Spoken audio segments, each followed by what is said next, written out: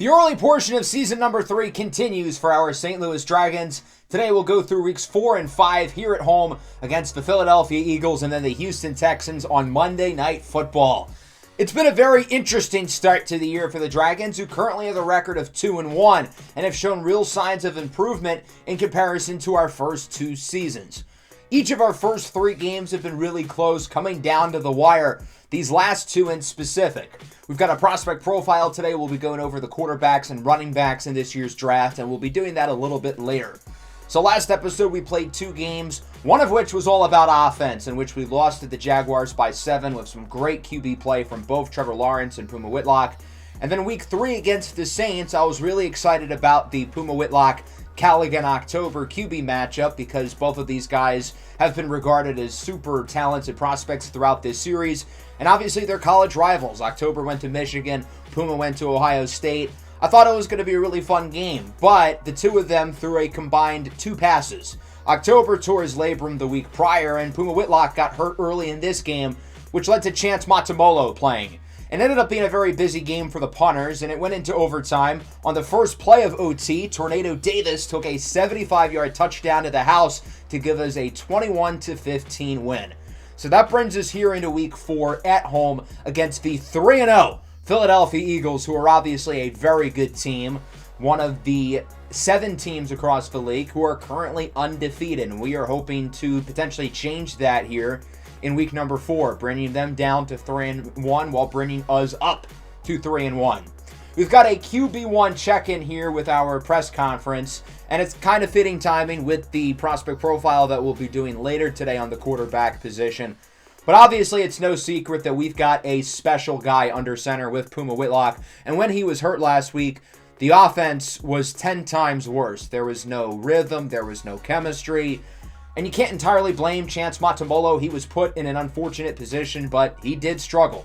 As we take a look at this Eagles team, there's no shortage of talent. They're 3-0, beating the Giants, Commanders, and Packers, and those 3 teams may not look the best, but all 3 of them made the playoffs last year. Now, albeit the Eagles were at home for all 3 games, but beating playoff teams 3 in a row is really impressive. At quarterback, they've got one of the best in the league with Jalen Hurts, 95 overall superstar X Factor. And they've got an intriguing group of skill position players with Newton Burke, the second-year running back out of Iowa State. Obviously, A.J. Brown, Devontae Smith, and Dallas Goedert are one of the best receiving trios in the league. Their offensive line, as we know, is elite, and they've got plenty of talent on the defensive side of the ball. They've really drafted well on defense throughout this series. Elijah Mbasa, the second-year pass rusher out of Georgia, leads the league in sacks. He has been great. And this year, they've added guys like Marcus Jackson and Shamare Dubukuji in the first round, really helping that side of the ball, along with the other young guys they've drafted in real life, like Jalen Carter, Jordan Davis, and Nolan Smith. A lot of Bulldogs there. The Eagles have basically an entire Georgia defensive line. So let's hop into this matchup. 3-0 Eagles against the 2-1 Dragons. A really big test for our St. Louis Dragons squad because the first 3 teams we've played against all were not very good last year. The Eagles were good last year. They were a playoff team and they look even better than they were a year ago. So I think matching up with one of the best teams in the NFL is going to be a really good baseline to see where this team is at this stage of the year. 3rd and 1, it's an option for Hurts, and he does not get it. Losing a yard, wrapped up by Darnell Savage, who reads the play perfectly, and the Dragons start off with a stop. The defense was phenomenal last week. I get it was against the Saints with a backup quarterback, but they were still great. Puma up the middle for Michael Gallup, who gets it to the 39. I feel like Puma and Gallup's connection is continuing to grow. It sucks that Gallup missed most of the year last year, but it seems like he's getting a rhythm. Puma fumbles the ball, and it's picked up by the offense. Finnegan Howell Coleman, the rookie out of Nebraska, with the hit. Jalen Carter as well in the backfield. Puma's already fumbled it 4 times this year. I think that's more than he had in all of last year combined. On 3rd down, he's sacked again. Finnegan Howell Coleman, the rookie, with back-to-back sacks. What a drive for the 3rd rounder from Nebraska. So now the Eagles have it, 3rd and 4. Hurts throws it, and it's caught by K.J. Osborne, who has Okudah draped over him. I don't know how he made that catch. That was excellent coverage, arguably pass interference, but Osborne is able to come down with it. 2nd and 10, back to Osborne, another really tough catch to the 24. Who needs A.J. Brown and Devontae Smith when you've got K.J. Osborne? Following play, under 4 minutes to go here in the first quarter, play action fake.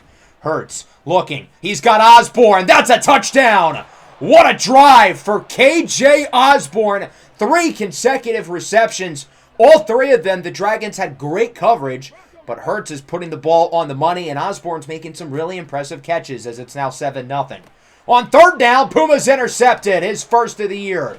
It's Marcus Jackson, the first-round linebacker out of Texas Tech, who picks him off. Isaiah Likely was open. He just completely misfired on the pass, and that's how Puma throws his first interception of the season. On the following Eagles possession, it's A.J. Brown in for a touchdown, and the Philadelphia Eagles lead 14-0. The Dragons have quickly fallen behind, and their offense needs to wake up. Handoff for DeAndre Swift. He fumbles it, and it's picked up by the offense. Jalen Carter with another fumble force. He has been active so far up front for the Eagles. 2nd and 5. Here's Puma Whitlock. Rolls out to the right side on the run with a dime for Griffin Weaver, the second-year wideout from TCU. He brings it to the 29. That's the play that this offense needed to end the first quarter, just get some kind of momentum, because so far it's been tough sledding. Puma on first down is sacked again. Jalen Carter once more is there, along with Finnegan Howell-Coleman. Elijah Wan-Mbassa also sending pressure. The Dragons' offensive line looks dreadful so far. 2nd down, here's Gallup, wide open, beats his man. He's in for a touchdown. Gallup had a step or two on Keely Ringo, another former Georgia player, the entire way as he takes advantage and is in for a score. Much needed touchdown there for the Dragons, and they trail 14-7. On third down, it's broken up. Owen Popo with the deflection. The first quarter was all about the Eagles, but so far here in quarter number 2, the Dragons look pretty good with a nice touchdown and then a stop on defense. 3rd and 7, Puma's in the zone, looking downfield. It's broken up as he tries to get it to the rookie, Arturo Modelo, and it's broken up by James Bradbury, one of the many defensive backs who have had to step up with the retirement of Darius Slay this past offseason. Eagles back with it. Hurts on 2nd down as an open man. It's guess who? K.J. Osborne, who continues to be the star of this show for the Eagles offense. He's got 4 or 5 catches already. He's made big plays throughout the entire game. 3rd and 10. Here's Hurts under pressure. Fumble! Devin White with the strip sack. It is recovered by Jordan Mailata, but a huge sack on 3rd down by Devin White. So the Dragons get it. Puma thinks he sees a rushing lane, but Jalen Carter is in the backfield for another sack. The interior of this Dragons offensive line is getting eaten alive. 3rd and 8. Puma Whitlock will connect with Tykeem Keon Jr., and he's gone. Showboating because he knows he's got the speed to take it all the way. 64-yard touchdown for Tykeem Keon Jr., and we're tied up. The Dragons have really relied on big plays so far early this season. They have 3 consecutive games with a touchdown of at least 64 yards. So we are now knotted up. Big second quarter for the Dragons, but the Eagles still have time. Here's Newton Burke, solid run, but he only gets around 5. So the Dragons get the stop, and that will wrap up the first half. The first quarter was all about the Eagles. The second quarter, all about the Dragons. We're tied at 14 in what's been a good one so far. Let's take a look at our halftime report around the league. We'll start with the Thursday night game. The formerly undefeated Rams fall to the Seattle Seahawks in a tight one, 17-13. Seattle 2-2 on the year. Everybody in the NFC West looks tough, so this division race should be a lot of fun. In Houston, we've got a blowout brewing. The Baltimore Ravens lead 17-0. The Texans are going to be angry and pissed off going into their next game, and that's relevant because their next game is against us. And in Foxborough, the New England Patriots are dominating the Carolina Panthers so far, 28-0. The Patriots, of course, only lost 1 game a season ago, winning the Super Bowl, but they've gotten blown out in each of their first 3 games this year, and they appear to be finally on the right track. So we're currently tied up as we go into the second half. I think the problem has been our play up front in the trenches. Our offensive line has been abysmal. Our defensive line is sending virtually no pressure, and yet the game is still tied up. So if we can play better at the line of scrimmage, we can absolutely win this game. Problem is, I don't know if that's going to happen. Puma Whitlock is sacked by the rookie, Finnegan Howell-Coleman, who now has 3 sacks on the day. The young man out of Nebraska looks utterly dominant, yet you could argue of the Eagles' 2 defensive tackles, he's been the second best one. On 3rd and 14, it's a screen for Swift, follows his blockers, and gets the first down, gaining 23 yards. The Dragons knew they needed to get the ball out quick on a 3rd and long, so they go for the screen, and the play call ends up paying off. Really good call. 3rd and 2, handoff for Swift. He has plenty of room up the middle, gets a first down, and brings it to the 36. Big drive here for DeAndre Swift, the native of Philadelphia, played his high school ball at St. Joe's Prep in Philadelphia. 3rd and 5. Here's Puma Whitlock, looks short for David Montgomery. He's going to break a tackle, but doesn't get much more, maybe a couple of yards. He's wrapped up on the play by Dre Greenlaw, who the Eagles ended up signing this offseason. Yes, the Eagles have invested into the linebacker position. Crazy, I know. Here's Cameron Dicker from 46 out. It's good. The Dragons on a 17-0 run, and they take a 3-point lead. Eagles back with it, under 5 to go here in the 3rd. Jalen Hurts on 2nd down, looks to throw it up the middle as a wide-open man. It's KJ Osborne. Clearly covering him doesn't work, so maybe the strategy is just to leave him wide open. I'm being sarcastic, by the way. That's a horrible strategy. Don't leave him open. Now from the 26, following play, here's Hurts. Plenty of time once again. He's going to escape the pocket and run for it as he's going to bring it all the way to the 2. Jordan Mailata hurt on the play, but a big run there for Jalen Hurts as the Dragons' pass rush continues to struggle in the early going of this season. Now on 3rd and goal, Hurts will connect for a touchdown. It's Dallas Goedert with the score, and the Eagles are right back on top. It is 21-17. Dragons back with it, trailing by 4 on 2nd down. It's a screen for the speedster, Jamison Williams. Jukes away from Budda Baker, and J-Mo brings it to the 50. A big gain for Jamison Williams, who's gotten off to a really solid start here in his first season with the Dragons. 3rd and 9, the Dragons are going to try another screen, and it looks like it's not going to quite work like the last one did, as David Montgomery loses 3.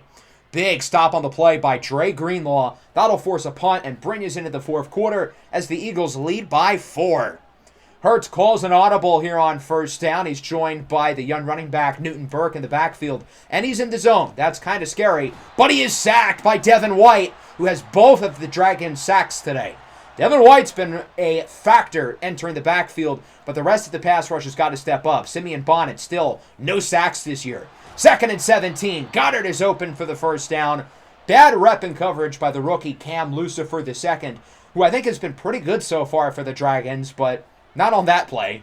2nd and 10 now from the opposing 47. The Eagles are moving it nicely down the field, looking to add to their lead. Here's Jalen Hurts looking downfield. What a catch! A.J. Brown! He's in for a touchdown! A.J. Brown mosses Jeff Okudah. Again, that was great coverage, and nothing Okudah could have done there. A.J. Brown is that guy. Eagles up by 11. 3rd and 4. Puma Whitlock looking downfield. It's caught for a first down. Great throw and catch into the hands of Griffin Weaver. Puma's been super efficient today. 20 of 26. Not missing throws.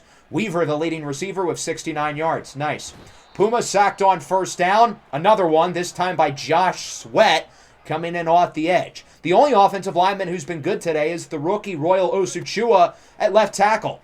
On 3rd and 10, here's Puma up the middle, broken up, as he tries to get it to Jamison Williams, who was covered tightly on the play by Bradbury.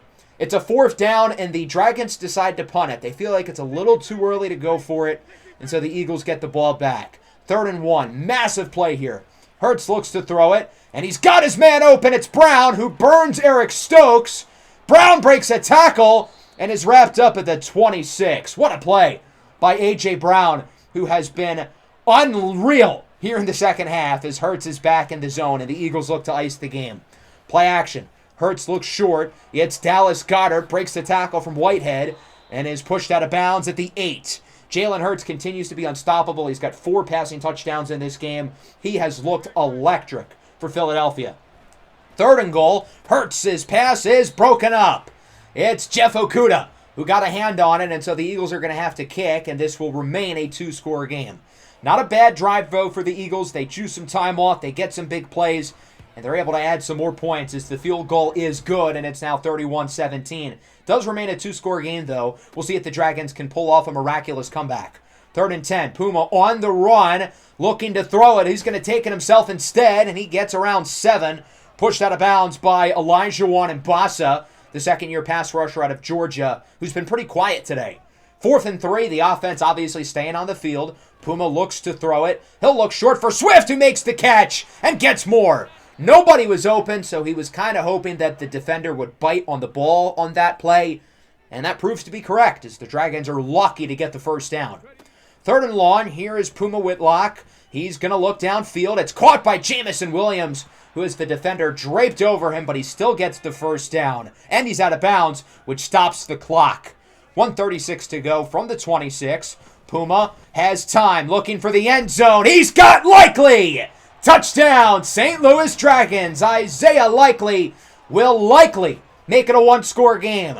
Big-time throw and catch from Puma to Likely, the dynamic duo. That play would be reviewed to see if Likely got the feed in, but it would stand. So now the Dragons' best hope is for an onside kick. This one will be recovered by Goddard, who then fumbles the ball, and it's picked up by the Dragons. Samasoni Saluni, the rookie out of USC, jars it out, and the Dragons are going to get an opportunity to tie it up. What a play on special teams despite not recovering the onside. Puma up the middle, gets it to Swift. That's an early first down. The clock is churning, though. You got to move quick. The Dragons do have all 3 timeouts still. Following play, he's got Likely wide open, who's out of bounds at the 36. A quick start to the drive for the offense, who's in a great rhythm. Puma on 2nd down, connects with Likely again. He's going to gain around 20, and you're going to add a late flag, a face mask against the Eagles. That'll bring the Dragons half the distance to the goal line from the 17 to the 9, as it's called on the rookie Shamari Dubukuji. 3rd and goal now at the 6 with 30 seconds to go. The Dragons in no hurry. Here's Puma Whitlock under pressure. He is sacked on the play by Josh Sweat. That's the 7th sack of the game for the Eagles defense. The Dragons are going to call a timeout, and the game is on the line here. 4th and goal from the 14. Puma alone in the backfield. He's got 5 wide as he looks to call an audible for the game. Puma looking for the rookie Modelo. It's caught, but out of bounds. Arturo Modelo is unable to quite get the feed in, and the Eagles are going to hang on by a thread. A great effort down the stretch here for the Dragons, but they will fall in defeat to the Philadelphia Eagles, 31-24. The Eagles remain undefeated while the Dragons fall to a record of 2-2. Got to applaud us for coming back at the end there. The offense, Puma Whitlock really playing well down the stretch, but we struggled on the line of scrimmage. Our offensive line looked awful today. 7 sacks. Puma Whitlock, despite being under pressure the whole game, was incredible. Nearly 400 yards, 67% completion percentage, 3 touchdowns. He was great. Jalen Hurts was also great. Now, he did not face much pressure, but I don't want to take anything away from him. He was phenomenal. Neither team really ran the ball all that well. Our run game continues to be inconsistent. KJ Osborne and A.J. Brown were both ridiculous today. For us, it was Isaiah Likely and DeAndre Swift leading the way with good performances from the receivers, Jameson Williams, Michael Gallup, and Griffin Weaver. The interior of our offensive line was an utter disaster. We have to make some kind of move here. Tyron Smith will be back next week, but the offensive line as it is cannot stay to form. We've got to make some kind of change. Look at this. Jalen Carter and Finnegan Howell-Coleman combined for 20 tackles, 11 for a loss, 5 sacks, 2 fumble forces. My God, were they both unbelievable. And Josh Sweat also had 2 sacks late coming off the edge. Devin White was impressive too. He had 2 sacks of his own. Marcus Jackson, the rookie, with an interception. But we had 4 offensive linemen allow sacks today. The only offensive lineman who played well was Royal Osachua, who completely silenced Elijah-Wan-Mbasa, who's been the Eagles' best defensive lineman this year. He did nothing. Everybody else on the offensive line was awful today, though. So an unfortunate loss there. Puma Whitlock seems to be taking some of the blame as a good leader, but it's not his fault. He played great the entire way. Now, with Tyron Smith coming back, the offensive line is going to look a little bit better, but we still have to make a move here. Ryan Jensen's going to be out for another week.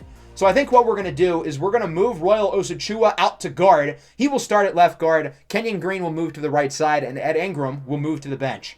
Royal Osachua has been unbelievably good so far at left tackle, replacing Tyron Smith. He's been one of the best players on our team this year. When I originally drafted Osachua, I thought he profiled more as a guard anyway, so I think this will be a really good natural fit for him with Tyron Smith next to him. Here's a look at your scores around the league for week number 4. Atlanta scored 5 points. That's funny. Good job, Arthur. Looking at the players of the week, obviously Jalen Hurts and Jalen Carter. No surprise, very well deserved. They're joined by Patrick Mahomes and J.C. Jackson. That'll bring us into week 5 with the Texans coming into town for Monday Night Football. But before that, we've got our first prospect profile of the year. We'll be going over the quarterbacks and the running backs in this year's draft class. Both positions have a lot of talent here. I think the quarterback class, though, in particular, is going to be very interesting because it's a lot weaker than it was over the first 2 seasons of the series. We have been spoiled with great quarterback prospects in this franchise so far. In year 1, obviously, the early storyline of this series was Puma Whitlock, the 2-time national champion out of the Ohio State University, who, of course, ended up with our team, and he's been a pretty good player so far. And that's not to mention Otto Askew, who also won a national championship with LSU. Last year, we had the top 2 picks, Callaghan October and Dasani Madison, both of whom won Heisman trophies. Madison's won a national championship. These 4 quarterbacks to enter the league within a 2-year stretch is a ridiculous amount of QB talent entering at once. Obviously, we do not need a quarterback, but it is still good to take a look at some of the future faces of our league. With the great QB classes we've had so far, naturally, the amount of QB talent coming in this year is going to be a little bit weaker, and that is definitely the case. None of the quarterbacks right now look like they've got a real shot to go number 1 overall, and there's a few guys who could be on the fringe to go in the first round, very similar to the 2022 class, who only had one guy, Kenny Pickett, drafted in the first 2 rounds. Right now, I think there's 5 guys who make a case for QB1. Right now, if I had to bet, I think it's Stanley Cubbage Jr. out of the University of Oregon. Through the first 4 games of the college football season, the Ducks are the number 1 team in the country, and that's because of the playmaking that Stanley Cubbage brings to the table. He's a solid passer, but what teams are really going to like is his explosiveness. He's a dynamic runner, very similar to a Lamar Jackson, Justin Fields-esque player. It's just about the consistency as a passer that he needs to improve on, but he is a dynamic weapon who I think fans are going to fall in love with his electrifying style of play. And I do think he has the arm talent. He's shown the flashes of pocket poise and accuracy to be a franchise quarterback at the next level. Cameron Fisk out of Ole Miss is a pretty intriguing player. He's a very physically talented quarterback, 6'4", 245 pounds. He's basically the next big-armed, big-bodied quarterback who teams are going to love the physical aspects of. Now, his accuracy has a lot of work to do. He is not an accurate quarterback really at all. And he's also had the benefit of playing at Ole Miss, who has been an offensive line factory over the last couple of seasons, churning guys out to the NFL. Ole Miss does not have as much talent up front this year, and Cameron Fisk has still been pretty solid, but his accuracy is a lot of work. Accuracy is a very teachable trait, though. You know what isn't? Arm strength and speed and explosiveness, and Fisk has all of those. Connor Canyon from South Carolina has been a real breakout candidate over the last couple of years with the Gamecocks. He's a little bit on the smaller side, 6'1", 200 pounds, but I think he's a really good improviser. He knows how to make plays out of structure, under pressure. This is somebody who can make plays on the run. His accuracy is really solid, some of the better accuracy amongst the top quarterbacks in this draft class. He doesn't necessarily have a great deep ball yet, and his arm strength is probably the weakest of these top 5 guys. But I really like his overall skill set, and I think he could be a first-rounder. Johnny Gordon is a guy whose stock has gone way up since the start of the year. He's been probably the best of these 5 quarterbacks so far. Gordon is a 2-year starter with LSU. He was the backup to Otto Askew when they won the national championship a couple years ago. He's taken the reins, and the Tigers haven't missed much of the beat. They made the playoff last year. There's a good shot they're going to make it again this year. He's 6'4", 215 pounds. I think he might be the most well-rounded of these quarterbacks at the top. You look at a guy with good arm strength, solid accuracy, doesn't turn the ball over too much. He doesn't provide a whole lot as a runner, and as an improviser, he has a lot of work to do, but in structure, he's really, really good. And then we get to Isaac Bauer, the graduate transfer at the University of Michigan, who has replaced Callaghan October as the starter. Bauer has been with Northwestern the past couple of seasons. He's transferred over to Michigan, and he's gotten off to a pretty good start this year. Bauer has more arm strength than any quarterback in this class. He's got an absolute rocket of an arm. He's got a beautiful deep ball, but the rest of this game is kind of lacking. He's not a consistent passer in the short to intermediate game, and in comparison to a guy like Cameron Fisk, who also has a big arm, Bauer is not as good under pressure as an improviser and as a runner. Let's look at some of the depth in this class, potential day 2 guys whose stocks could go up if they play really well. And that starts with Valentino Maldonado, the quarterback out of San Diego State. I think Maldonado is a pretty intriguing skill set. He's got a really solid arm, and he's very steady and consistent in the pocket. He knows how to recognize pressure. He knows how to go to his second and third reads consistently, but he doesn't really provide a whole lot as a runner, and he is a little bit inconsistent as an improviser, despite his smarts under center. Marvin D'Alien has had a breakout season with the Minnesota Golden Gophers, who have been one of the most pleasant surprises in the college football landscape. They're currently 4-0 and ranked in the top 10 as the favorites to win the Big 12. Yes, Minnesota's in the Big 12 now. D'Alien's a little bit on the skinny side, 6'3", under 190 pounds, but I think he's a good improviser with a strong arm. Let's look at the day 3 guys. There are a couple names to watch out for here, and that includes Armani Forrest out of Clemson. He is not the biggest, 6 foot, around 200 pounds, but I think he's got a really good display of athleticism and explosiveness. This is somebody who's a dynamic passer. He is somebody who can make plays on the run, whether that's making throws under pressure or in design runs. He's one of the more explosive quarterbacks in this class, but he doesn't have the strongest of arms, and he does have a durability issue. He's missed some games over the past couple of years with Clemson. Jasper St. James from Auburn's another talented player. His brother, Onyx St. James, was a 5-star quarterback recruit, went to Texas. Things didn't really work out there. He's currently a backup with the Kansas City Chiefs. Jasper St. James was a lower regarded recruit, but he's arguably a better player, a guy with a really strong arm, but he's inconsistent in terms of his accuracy. In terms of the undrafted guys, there are some fun names here. Rami El Rahman from Army's pretty talented. Tommy Coyne, 5'8", he's fun. Nataki Holcomb from Tennessee, I think is pretty good. Royce Ramsey, the graduate transfer at Middle Tennessee State, he's pretty solid. So overall, the quarterback class does not have a lot of top-end talent, but I do think we could see some guys really break out and position themselves to go in the first round. As for the running back position, I think there's a ton of talent here, early and late down the board. I think running back is a sneaky position of need for the Dragons, as the run game has been a little bit inconsistent so far. DeAndre Swift's a good player, but he's 26 years old. He's not getting any younger. Tornado Davis has shown us some good flashes, but other than the big run against New Orleans, he hasn't been all that spectacular, and David Montgomery hasn't really been that positive an addition either. I'm not saying the running back is the biggest need on this team, especially because the offensive line is largely to blame with our issues running the ball. But I do think that running back is a spot that we could look to add, and there are a lot of good choices for us down the board within this year's class. We'll start with the best running back prospect we've had in this entire series so far, and that's Khaled Garrison out of Texas.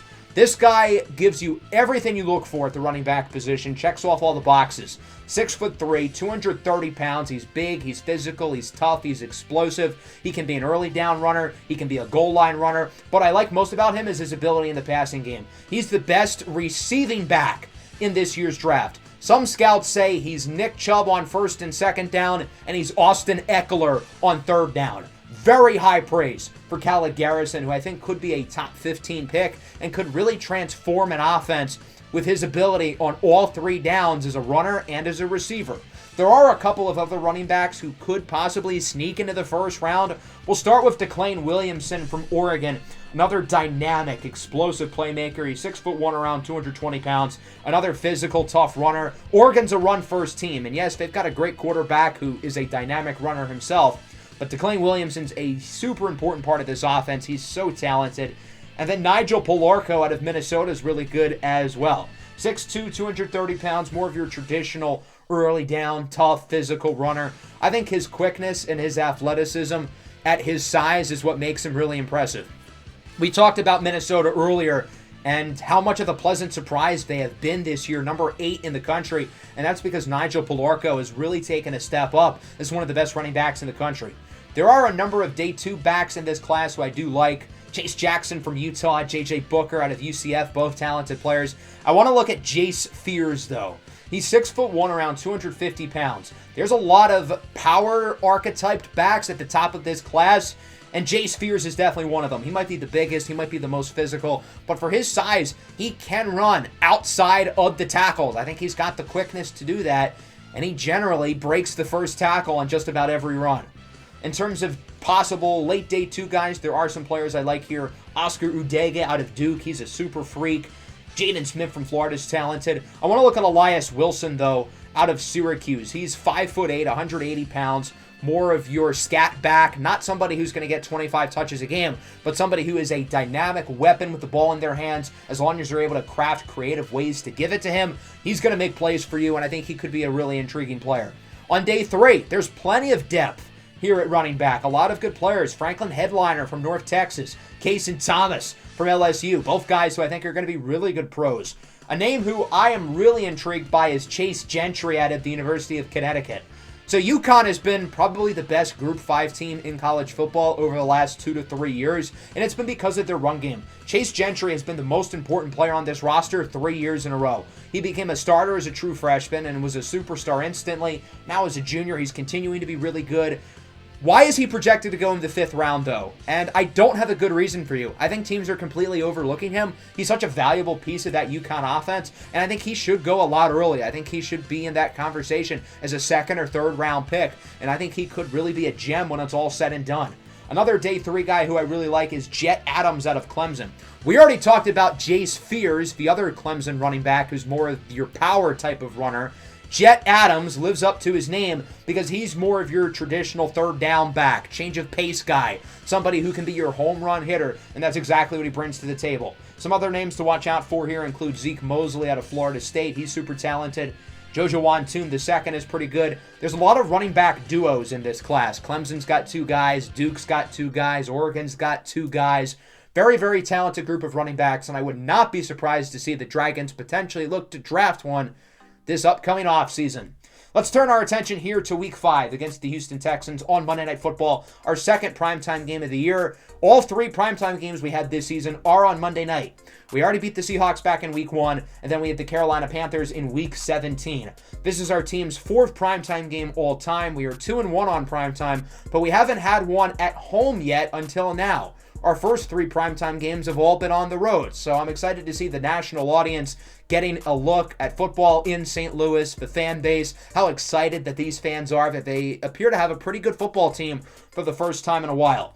There's going to be heavy rain, so because of that, I want to get the ground game going.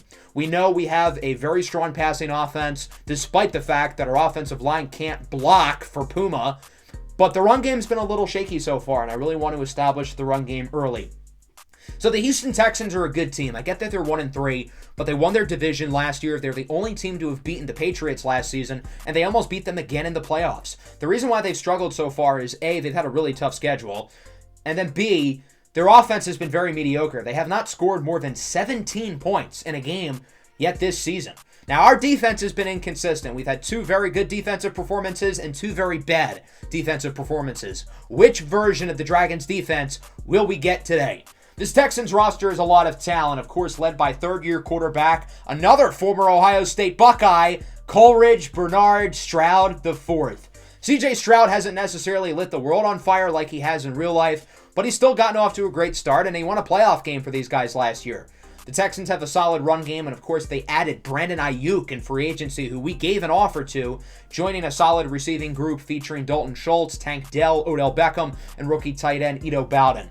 Their offensive line is okay. Obviously, they have Laramie Tunsil, who's really good. They've got a strong defensive line, although they'll be without the second-year pass rusher, Demir Stalin. They've got guys like Will Anderson, Jewel Chantel going after the quarterback. They've added a lot in the secondary. Plenty of rookies here at corner, along with Derek Stingley, including the first-rounder Christian Banks, along with Leon Sandcastle and Wukesa Adebayo. The Texans have also added a lot of veterans on the defensive side of the ball. Guys like Jimmy Ward, Eric Armstead, and Shaq Leonard have been very positive additions to this defense. So let's hop into this game. Week 5, Monday Night Football. 2 teams coming off bad losses last week, looking to get back on the win column, featuring a couple of Ohio State quarterbacks. CJ Stroud and the 1-3 Houston Texans face off against Puma Whitlock and the 2-2 St. Louis Dragons on a rainy Monday night here in St. Louis, Missouri. Can the Dragons go back up over 500, or will the Texans hand them their 2nd consecutive loss of the season? It should be a fun one. Let's see if the Dragons can get their first home victory of the campaign. So the Dragons are going to start with the ball, coming off a really strong game on offense a week ago, minus the offensive line. But Tyron Smith is back healthy. That's pretty good. As here's Tykeem Keon Jr. with a gain of around 12. Keon's made some really nice plays this year, and I think he's going to continue to be a bigger piece of the offense as time goes on. 3rd and 6, it's broken up for Jamison Williams. The deflection made by Christian Banks, the first-round draft pick at corner out of the University of Florida. That would force a punt, and now here is the Texans offense. 3rd and 9, Stroud looks short for Brendan Ayuk, who doesn't get much, maybe a couple of yards. Devin White with the initial hit. Trajan Bleichenden finishes him off, and that'll force a punt. Dragons back with it, 3rd and 8. Puma Whitlock drops back, looking to throw it. Rolls out to the left side, under a lot of pressure. Hit as he throws, and it is broken up in the secondary. He tried to do a little too much there. Nobody was open. Great coverage by the Texans. Houston back with it now, 3rd and 4. Stroud looks to throw it. He's got a wide open man. It's Nathaniel Dell, who gains around 18 yards. Big play there by Tank Dell in his 3rd season out of the University of Houston, playing for the Houston Texans. Pretty cool story there. 3rd and 2 now. Stroud will play action to pass, and he is thrown down by Simeon Bonnet. Finally, Bonnet gets his first sack of the year. It took a little bit too long, but better late than never. I think Bonnet has been really good against the run this year, but as a pass rusher, has not been anywhere near as effective as he was a year ago. Hopefully now that he's gotten his first sack out of the way, he can play a little more freely. On 2nd down, DeAndre Swift loses 2, wrapped up by Josie Jewell. Another one of the talented veterans who this team has added to improve their defense. 3rd and 12, Puma Whitlock up the middle, has Isaiah Likely with a first down to the 43. Both offenses have been shaky for the most part. The Dragons are hoping that this is the drive that can put them on the board. 3rd and 11 now from the 42. Puma all alone in the backfield looking to throw it. Can't really find anybody. He's going to try to get it to Jamison Williams, but it's broken up again by Christian Banks, and that'll force another punt. Every drive so far has ended up as a punt here in this first quarter. 2nd and 10 for the Texans. Stroud is sacked again. Simeon Bonnet with his 2nd sack of the first quarter. There's the Simeon Bonnet we all know and love. It took a little while for him to get going, but it appears he is back. 3rd and 19 now for the Texans. Bonnet's in the zone. He flies into the backfield as the screen is incomplete. It looks like this is going to be another one of those defensive games. So far, through the first 10-plus minutes, we've already had 6 combined punts. Dragons back with it. 3rd and 10. Short throw for Swift, and the ball is jarred out, incomplete. That's going to lead to, you guessed it, another punt. The defenses look so much better than they did last week, but at the expense of the offense. Can both units play well in the same game? Is it possible? 3rd and 4, short throw for Brendan Ayuk. He breaks the tackle from Stokes, brings it to the 31. The Texans have a nice little drive going. They're starting to move the ball down the field. It looks like we might finally get some points. 3rd and inches. Here's Dameon Pierce with blocks down the field. Gets it inside the 5 to the 4. Wrapped up by Whitehead and Okuda. The Texans are marching on the doorstep. Around halfway through the second quarter, will we finally have points? Handoff to the fullback, and he fumbles it! It's picked up by the defense! Jelani Tavai recovers the fumble, forced by Khalil Mack. So the Texans bring it on the goal line, and the fullback fumbles it away as this game remains scoreless. The Dragons are backed up at the 1, though. They've got to get out of here. David Montgomery with a solid run. That should get them out of safety range. The Dragons would start the drive with 5 consecutive runs, and now they're going to look to pass it here from the 23. Puma goes downfield. He fires it to Griffin Weaver III, who gets it to the 45. Nice first down there by the offense, who's starting to move the chains a little bit. Now from the 45, handoff to Swift. Follow your blockers. Big run for DeAndre Swift. He brings it to the 32. Good job to be patient, wait for the hole, and follow his offensive lineman. Now, Jedrick Wills, unfortunately, is hurt on the play. He'll be replaced by Peya Puya Titia, the rookie offensive tackle out of Oklahoma. 3rd and 6, short throw for Gallup. He does not get the first down, just shy of the yard to gain. What do you do here on 4th and inches? Nobody's scored yet. Points are so precious, and you'd think the Dragons should maybe go for the field goal. But when you're this close, sometimes you just got to punch that sucker in. The Dragons are going to go for it here on 4th and inches, despite having no score so far, and Tornado Davis will get the first down. Davis, of course, played his college ball at the University of Houston, playing against his hometown team. 3rd and 10 now from the 19. Puma Whitlock looks to throw it up the middle. He has Isaiah Likely. He gets the first down to the 7. The offense is continuing to move it. They should be able to finally score. 2nd and goal. Puma connects with Michael Gallup for the touchdown. It took us basically the entire first half for somebody to score, but we finally have points off of the touchdown by Michael Gallup. The Dragons now lead this game 7-0. We'll see if the Texans try to score here before the end of the half to try to end their shutout. Here's Stroud on 3rd and 11. It is incomplete as he misfires for Odell Beckham. Good coverage by Okudah. And that'll wrap up the first half. This Dragons team has no consistency. One day, the defense has a great game. The next day, the offense has a great game. We haven't had a game yet this year where both the offense and the defense have produced. It's only the one or the other. Here's a look at the scores around the league. No halftime show since this is a primetime Monday night game.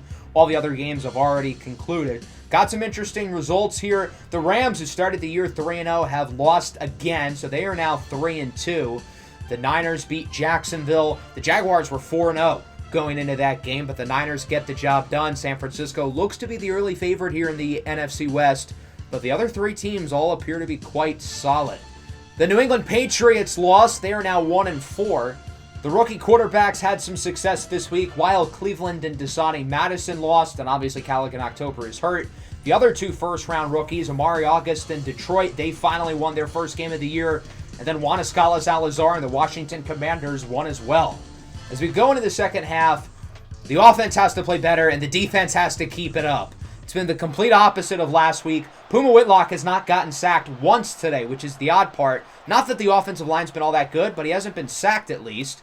Stroud with a big throw on 3rd and 10 for Brandon Ayuk to the 39-yard line. Ayuk, unsurprisingly, has been such a positive addition to this offense, giving C.J. Stroud a legit wide receiver 1. Down the field, Ayuk again hit hard very quickly by Cam Lucifer II, but he does get another first down reception.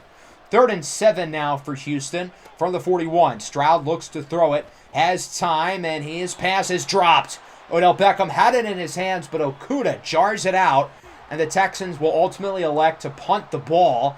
They don't think they're in field goal range, and it's too early to go for it.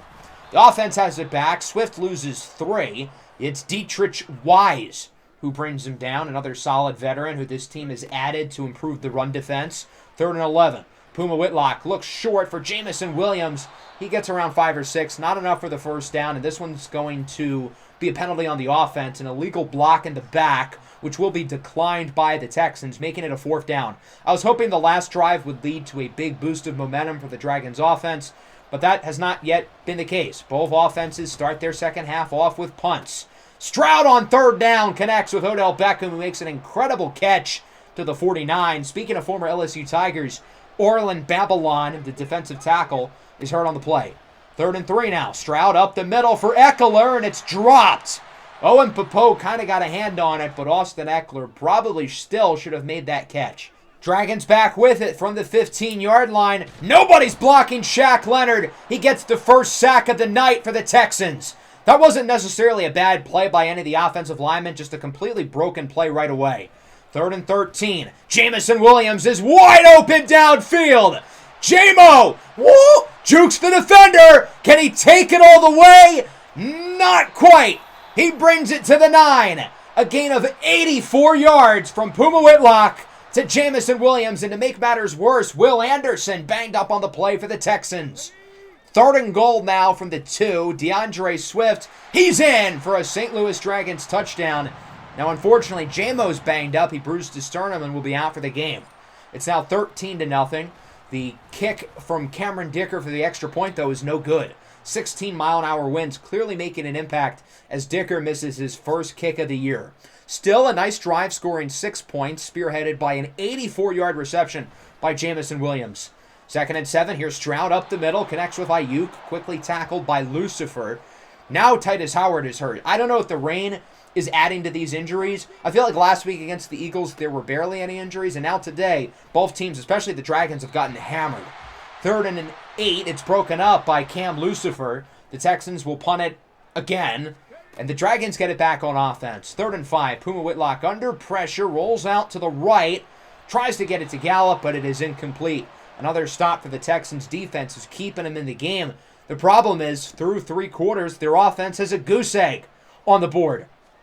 3rd and inches. It's a handoff for Dameon Pierce. He runs right into Simeon Bonnet, who's able to bring him down shy of the yard to gain. It's 4th and inches. What do the Texans have to lose at this point? They've got to get something going on offense at some point soon, and thus they'll go for it. Here's Dameon Pierce, gets the hole up the middle. He gains around 5 or 6, and that's certainly good enough for a Texans first down. 2nd and 7 now from the 45. C.J. Stroud looks to throw it, backs up in the pocket, he connects. That's Austin Eckler. He brings it to the 34. Dameon Pierce is the lead runner here, but Austin Eckler certainly still has a role on this offense. 2nd and 10 now. Play action. Stroud looks to throw it. He is sacked on the play by Joseph Osai for a loss of around 8. Great job by Osai to win the rep against Laramie Tunsil, one of the best offensive tackles in the NFL. 3rd and 18. Stroud under pressure from Khalil Mack, and he has to throw it away. So now it's a 4th and 18. You can make the argument to punt or go for it, but again, the Texans see what is there to lose. They will go for it. Here on 4th and 18, Stroud looks to throw it, and it is tipped and incomplete by the defense. This Dragons defense is a real opportunity of pitching their first shutout in team history. They've got 7 to go. Here's Puma Whitlock, rolls out to the left side, looking to get something on the ground. Instead, he is lit up, fumbles the ball. Luckily, it goes out of bounds, and the Dragons will retain possession. Puma's already fumbled it 5 times this year. That's too many. Here's DeAndre Swift on 2nd down with a nice run. Trucks the defender, gets the first down, and he is injured. The injury bug's going to continue to come down. Swift gets hurt on that play. A couple plays later, Tyron Smith gets hurt. And then here on 3rd and 4, Tykeem Keon Jr. gets the first down. But the rookie tackle, Pea Puia-Tatia, would tear his pec. And that's going to sideline him for the remainder of the season. Luckily, Tyron Smith is back in the game, but DeAndre Swift is out. And Pea Puia-Tatia is out for the season. 2nd and 10 for the offense now. Gallup brings it to the 8. The Dragons are very close to potentially icing this game. They've moved it really well in this drive despite having 3 separate guys get hurt. 3rd and goal now. Puma under pressure, and he is lassoed down by Will Anderson Jr. for a loss of 13. Puma tried to do a little too much there. He was under a lot of pressure, and he is ultimately brought down. Here's the field goal unit. Cameron Dicker, the kicker, splits the uprights, and it's now 16-0. It is still technically a 2-score game, and thus I guess the Texans still have a chance, but their offense has been really bad today. I can't say I like their chances. Nice play there by Odell Beckham, now from the 22. 1st and 10. Stroud looks to throw it. He will fire to Brandon Ayuk. Breaks a tackle. He's in for a touchdown. The shutout is no more. I really thought the Dragons were going to be able to do it, but unfortunately they're unsuccessful. The Texans are going to go for 2, looking to bring the lead down to 8. Stroud incomplete, looking for the tight end, Ito Bowden. He ran into Devin White there. I don't know how that wasn't a pass interference, but not complaining. The Texans now will go for the onside kick, and it will be recovered by the Dragons. Tykeem Keon Jr., with plenty of room to return it, is tracked down by the kicker at the 25, and that'll do it. The Dragons win a defensive dogfight here on Monday Night Football, 16-6, your final score. Was this game pretty? No. Are we happy with the result? You're goddamn right we are. Wins are hard to come by in the NFL. We're not complaining. Whether we win 50-40 or 16-6, we got the win, and that's all that mattered. The quarterback play was a little bit shaky, and I do think that both offenses do deserve a little bit of excuses. The rain and the weather made a noticeable impact here in terms of missed kicks, missed throws, dropped passes.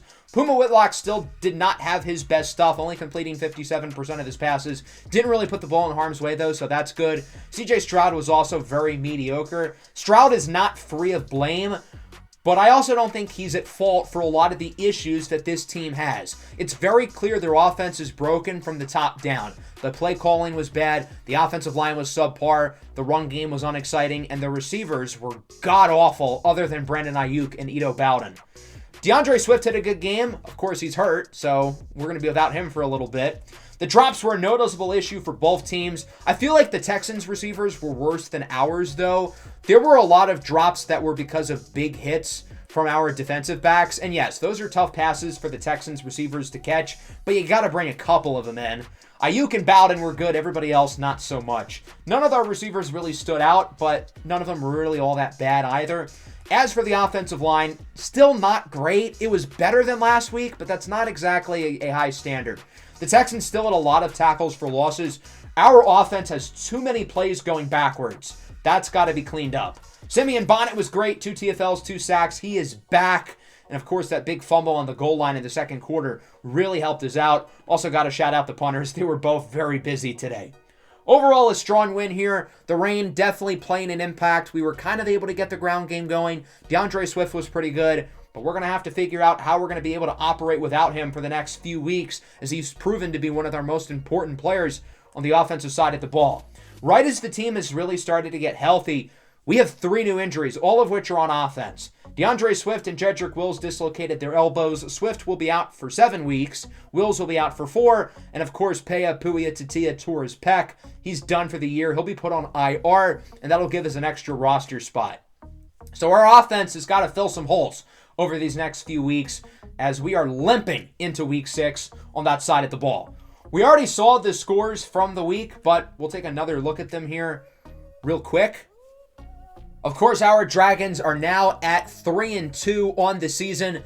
We are in a 3-way tie for first place with the Rams and the Niners, with the Seahawks a game back. Players of the week: Brock Purdy, Tua Tagovailoa, DJ Orleans, and the betting man himself, Isaiah Rodgers. That'll bring us into week 6. We've got a breakout receiver. I'm going to guess that's Jamison Williams. That's really exciting. We're going to be making some roster moves, though, before our next game. We need to add a running back, and we need to add an offensive lineman, because what we have currently is not enough. With DeAndre Swift hurt, I don't trust the guys we currently have, and we need more depth on the offensive line. Let me know what you think we should do down below in the comments. Obviously, the trade market's going to be limited, but there are some interesting names on the block and in free agency. I hope you guys enjoyed the episode. Make sure to leave a like and subscribe to the channel if you are new. Peace out.